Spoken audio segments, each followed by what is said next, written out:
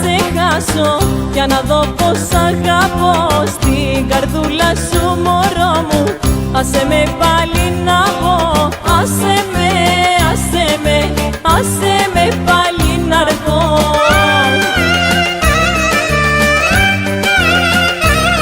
Ξανά, ξανά, σε σένα να έρθω.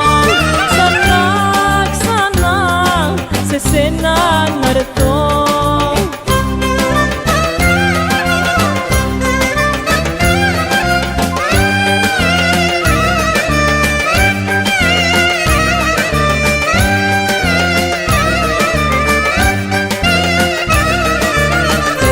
Πάλι να γυρίσεις και συγγνώμη να σου πω, και ποτέ ξανά στο μέλλον δεν θα σε πληγώσω εγώ.